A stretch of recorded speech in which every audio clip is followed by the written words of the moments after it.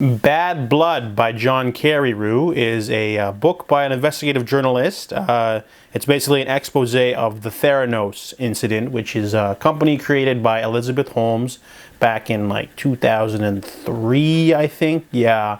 So she was basically a Stanford dropout, and she created this company with a revolutionary technology of being able to take just a few drops of blood from the tip of your finger, putting it in a card, putting that in a reader, and then having all the information available about the blood, which normally would require like a large amount of blood taken from the arm.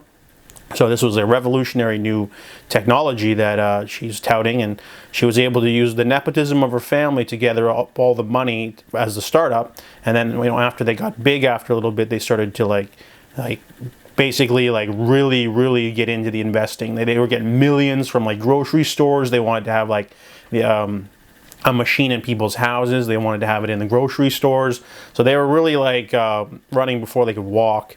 But then, of course, the investigative journalist that wrote the book basically gets into everything really detailed. I really like this book. This book was riveting from beginning to end. It starts with her firing someone for pointing something out. We get some background info on Elizabeth. Not too much, though. Not too much to the point where her favorite color was purple. And not shit like that. We get important stuff about her background that would lead to her sort of becoming this, she's afraid of needles and things like that. Small details that actually matter and are relevant. Not too much into the biography of who she is, but then we also find out more about who she is as a person, what the environment's like working there, and the growth of the company as it sort of rises throughout the years. You really get this, they really paint a really great portrait of what it would be like to work there, because they have a lot of accounts from the people that work there, either pseudonym or real name, and how it works. And she basically wanted to be the next Steve Jobs, so she would dress like him and talk like him, and she would, she felt like she was a really good people person. She had these piercing blue eyes and a baritone voice that she'd use to charm people and bring them in.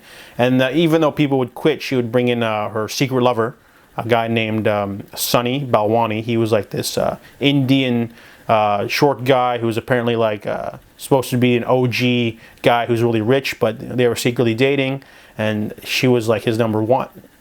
She was his number one enforcer of sorts. He would do the firing. He would keep track of people's hours. It was a very oppressive work environment working there. The money's there, but the legitimacy was not, and they would do everything in their power to hide stuff, from inspections to all this sort of stuff. And we slowly get some other characters brought in, that people that didn't like them and tried to work against them, lawsuits. It's a very riveting read, honestly. I didn't really know much about Theranos, but this book is the master bible of if you want to know about that whole thing going on. And you really get a nice sort of inside look at the company and what they're about, what they promised, what they didn't promise. It's really simple. It's engrossing. It's a nice character study. It's just a really fascinating sort of bluff that she was able to do this for 15 years and then finally get caught. And then they would bully people with lawyers too. There were so many people that they tried to intimidate. It was almost like something out of a movie, And so Bad Blood's a really in-depth look at the story.